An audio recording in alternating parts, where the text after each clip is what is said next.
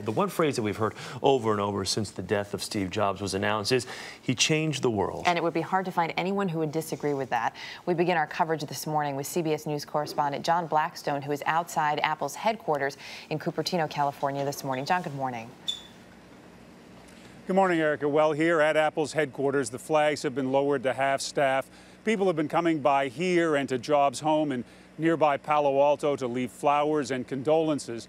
Well, Steve Jobs' death touched people around the world. Here in Silicon Valley, it's especially personal. People have been stopping by here, began gathering here soon after his death was announced. A piper played just outside Apple's headquarters as admirers left messages of condolence. In his signature blue jeans and black turtleneck, Steve Jobs became familiar as Apple's super salesman. Somehow, he knew how to create products we just couldn't resist. Oh, light tunnel's really great when you want to sort of play God here. The Macintosh was the first easy-to-use computer. The iPod revolutionized the music industry. The iPhone changed our idea of what a cell phone should do. iPhone is like having your life in your pocket. It's the ultimate digital device. The iPad has made tablet computers the next big thing. It's so much more intimate than a laptop. Even as the public face of Apple, Jobs was extremely protective of his privacy.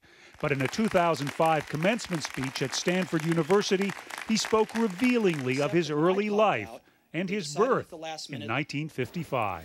My biological mother was a young, unwed graduate student, and she decided to put me up for adoption. He grew up south of San Francisco in what would become Silicon Valley, starting Apple in his parents' garage in 1976. By 1981, long before most people had ever touched a personal computer, a bearded Steve Jobs told CBS News he was certain computers would become an essential part of our lives.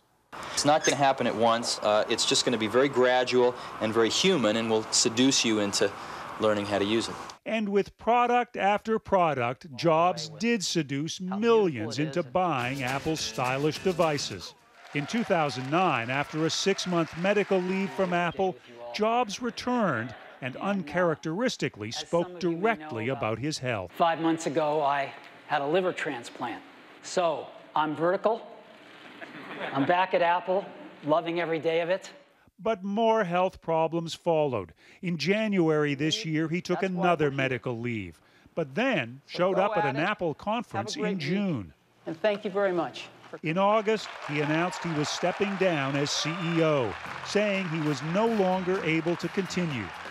Late yesterday, Apple's website simply put up Jobs' picture. In a statement, Apple said, "The world is immeasurably better because of Steve."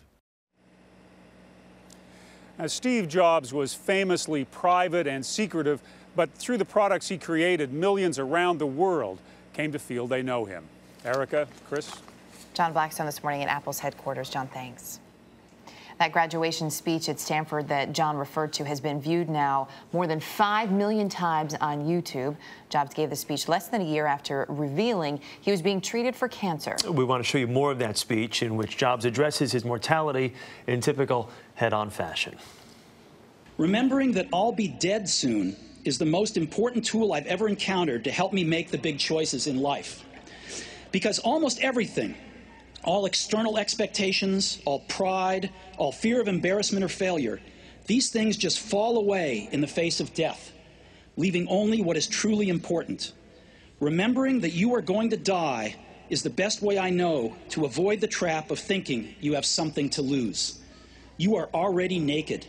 There is no reason not to follow your heart. So much in that speech, so inspiring and just incredible to listen to.